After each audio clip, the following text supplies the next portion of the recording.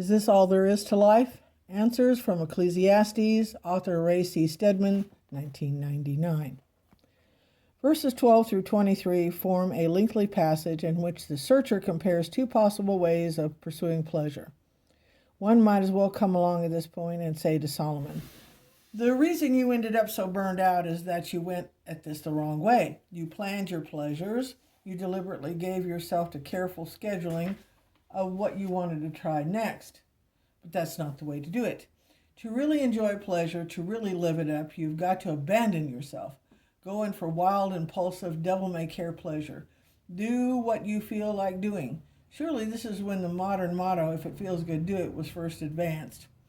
All right, Solomon says, I'd examine that too.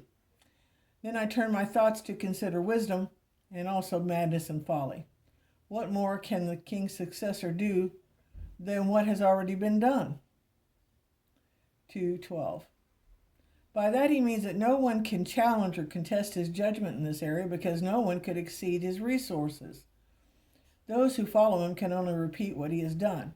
But after trying it all, here are his conclusions. First, I saw that wisdom was better than folly, just as light is better than darkness.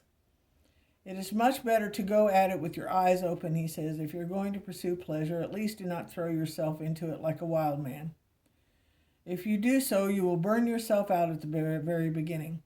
You will get involved in things that you cannot imagine. It's like the difference between light and dark.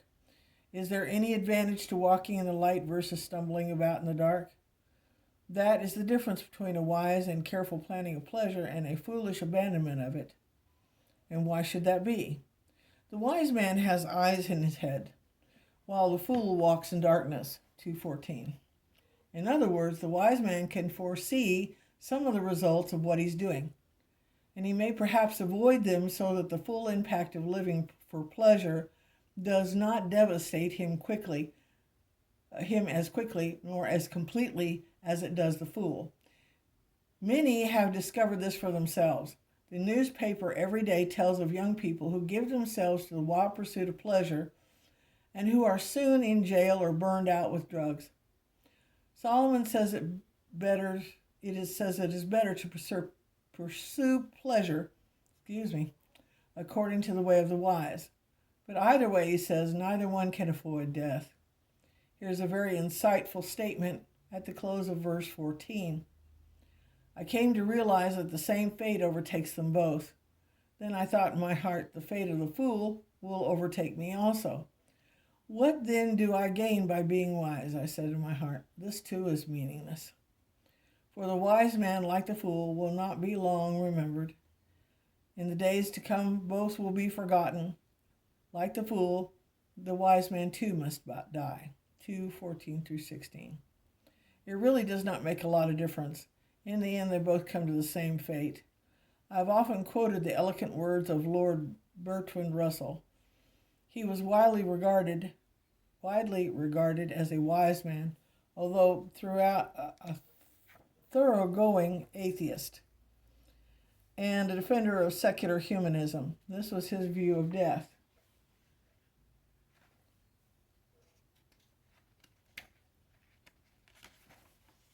One by one, as we march, our comrades vanish from our sight, seized by the silent orders of omnipotent death. Brief and powerless is man's life. On him and all his race the slow, sure doom falls, pitiless and dark. Blind to good and evil, reckless of destruction, omnipotent matters roll on its relentless ways. For man, condemned today to lose his dearest, tomorrow himself to pass through the gates of darkness, it remains only to cherish, ere yet the blow falls, the lofty thoughts that ennoble his little days. Those words express the truth that the searcher brings out here. Solomon says that no matter how carefully you pursue life and pleasure, in the end, it will end in darkness and the dust of death. The fool and the wise man are both forgotten. How many wise men and women have you known who no one remembers now? These words are terribly true. And then he comes to his final remarkable reaction. So I hated life because the work that is done under the sun is grievous to me. All of it is meaningless, chasing after the wind. I hated all the things I had toiled for under the sun because I must leave them to the one who comes after me. And who knows whether he will be a wise man or a fool. Yet he will have control over all the work into which I had poured my effort and skill under the sun. This too is meaningless. So my heart began to despair over all my toilsome labor under the sun. For a man may do his work with wisdom, knowledge, and skill, and then he must leave all he owns to someone who has not worked for it. This too is meaningless and a great misfortune. 2:17 through 21. Notice the increasing depression here. First, there's a sense of being grieved, of being hurt by life. I hated life because the work that is done under the sun was grievous to me, the searcher says. He became increasingly disgruntled when he saw a diminishing return in pleasure for all the effort he made to enjoy life. Have you ever seen people determined to have fun even if it kills them? They try their best to extract from the moment all the joy they can, but they get very little for their efforts. This, Solomon says, was a grief to him. And second, he was frustrated. He said, "Why do I have to work to put all this together, using my wisdom and efforts, and eventually have to leave it to some fool coming behind me who will waste it in a few months?" He was irritated by the unfairness of life. And finally, he sinks into despair. My heart began to despair, he says, because he was helpless to change this law of diminishing returns.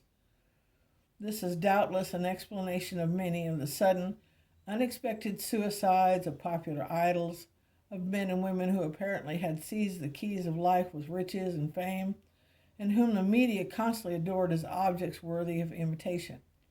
But every now and then, finding nothing but frustration and despair as life is used up too quickly and there is no joy left in it, one of these beautiful people takes a gun and blows his brains out. Think of people like Jack London and Ernest Hemingway. Hemingway's brother also committed suicide, as their father had done some years earlier. Think of Freddie Prinze and of Elvis Presley, whose destructive, drug-abusing lifestyle killed him. These words, which Solomon has faithfully recorded, are true. They correspond to life. Emptiness and vexation were Solomon's experience when he tried to live it up without the missing element that his search was focused upon.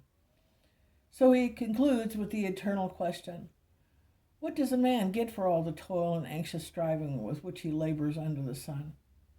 All his days his work is pain and grief. Even at night his mind does not rest. Insomnia at night, restlessness in his heart. This is what he got under the sun. Those are in brackets. This too is meaningless.